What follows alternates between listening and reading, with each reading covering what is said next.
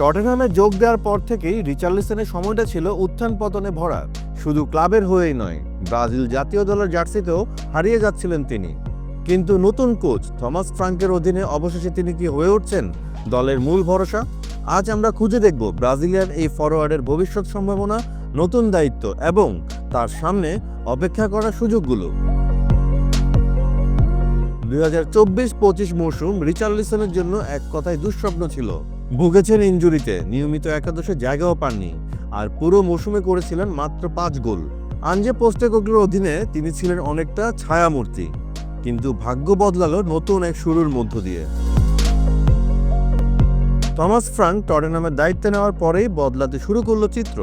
Premier লিগের প্রথম ম্যাচে বার্নলির বিপক্ষে দেখা গেল ভিন্ন এক রিচার্লিসনকে। 60 মিনিটের সময় অবিশ্বাস্য এক সিজার কিকে গোল করলেন, যা এখনই সিজনের সেরা গোলগুলোর তালিকায় জায়গা করে নিয়েছে। মাত্র 71 মিনিট মাঠে থেকে তিনি প্রমাণ করলেন তার ভেতরে এখনও আছে সেই আগুন। টটেনহামের আক্রমণ ভাগে এই মৌসুমে রিচার্লিসনের উপর দায়িত্ব আরও বেড়েছে। জেমস মেডিসন পুরো মৌসুমের জন্য ছিটকে গেছেন এসিএল ইনজুরিতে। ডেজান কুলেরস্কিও এখন ফিট নন, ফলে আক্রমণের ভার অনেকটাই পড়েছে ব্রাজিলিয়ান এই ফরোয়ার্ডের কাঁধে।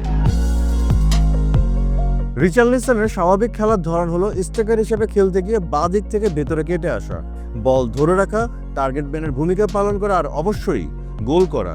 বার্নলির বিপক্ষে তিনি দেখিয়েছেন এই তিনটি ভূমিকাতেই তিনি কার্যকর হতে পারেন। থমাস ফ্রাঙ্ক তাই ম্যাচ শেষে প্রশংসায় ভাসিয়েছেন রিচার্লিসনকে। তার ভাষায়, ম্যাচে রিচার্লিসন ছিলেন অসাধারণ, টিমকে সামনে টেনেছেন, বল ধরে রেখেছেন এবং দুর্দান্ত দুইটা ফিনিশিংও করেছেন। রিচার্লিসনের এই পারফরমেন্সের পেছনে কাজ করেছে মেডিকেল ও পারফরমেন্স টিম, কারণ তাকে ধীরে ধীরে তৈরি করা হয়েছে। প্রথম ম্যাচ শেষে এটা স্পষ্ট যে টটেনহামের নতুন কোচ থমাস ফ্রাঙ্ক রিচার্লিসনকে এই মৌসুমে দেখতে চান আক্রমণের কেন্দ্রে। শুধু তাই নয়, সবচেয়ে বড় ব্যাপার, থমাস ফ্রাঙ্ক রিচার্লিসনকে নিয়ে লং টার্ম পরিকল্পনাও করছেন।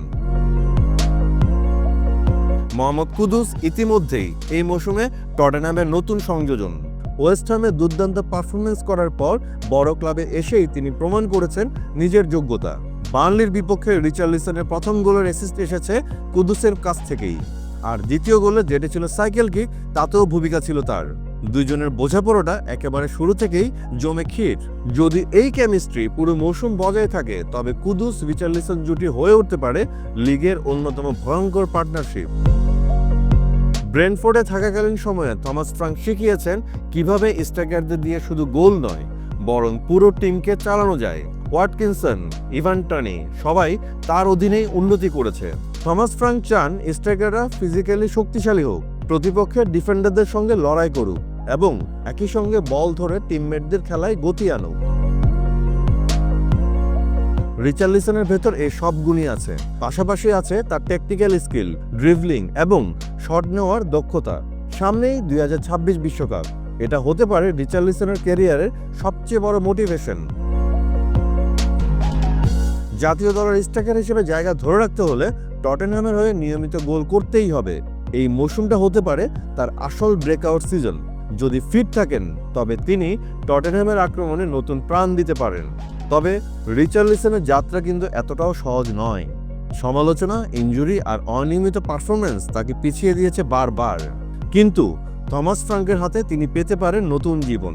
আর যদি ধারাবাহিকতা ধরে রাখতে পারেন, তবে এই মৌসুমে রিচার্লিসন হয়ে উঠতে পারেন টটেনহামের আক্রমণের মেইন ম্যান, আর সেটাই হয়তোবা হয়ে উঠতে পারে তার ক্যারিয়ারের টার্নিং পয়েন্ট। ফুটবলের সব আপডেট, বিশ্লেষণ আর ইনসাইড নিউজ পেতে আমাদের সঙ্গে থাকুন। সাবস্ক্রাইব করুন বাংলা ফ্লো এবং শেয়ার করুন ভিডিওটি। ফেসবুক, ইনস্টাগ্রাম ও টিকটকেও যুক্ত থাকুন আমাদের সঙ্গে।